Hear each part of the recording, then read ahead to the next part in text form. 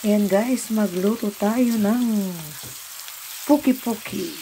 Puki-puki tawag sa aming mga Ilocanos. Yung eggplant na may itlog. Parang fritada na ito yan.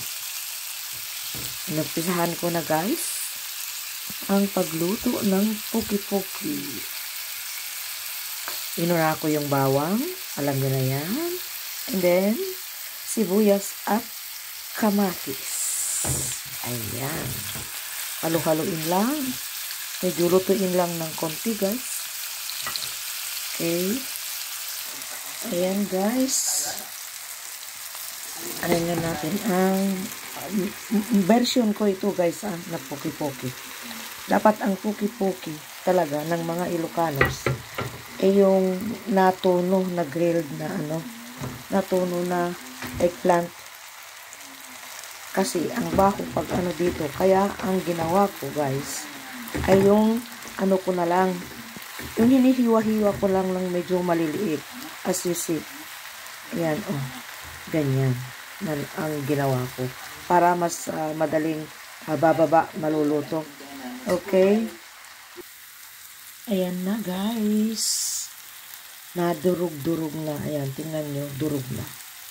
Kasi dapat kasi ang puki-puki ay talagang durog.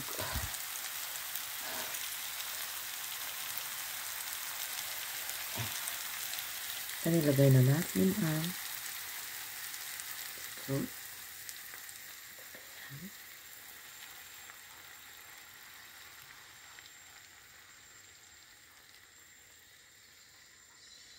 Okay. Ayan na.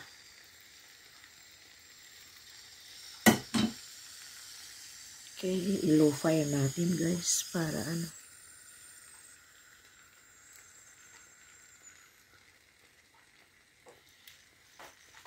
Hindi ko inilagay lahat guys. So, tingnan nyo. Sinaswal ko sa isang palayok na flat. Ayan. Medyo na. Ganyan natin ng konti. Para bababa yung Ganito ang style ko guys pag pritata. Dahil ang hirap ito ibalik ta rin. Ewan ko kung kaya kong babalik ta rin ito na parang upside down. Ba?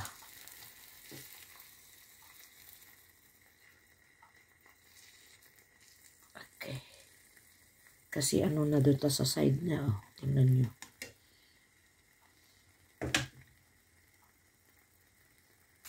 Ganito na lang ang gawin ko guys. Dahil mahirap. Talagang puki-puki.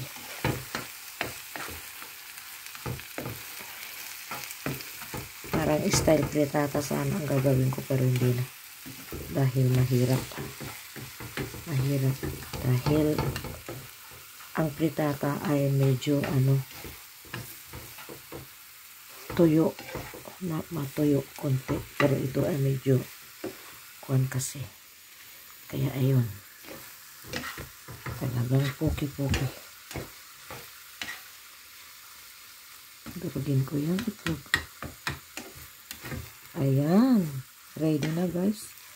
Ang puki-puki.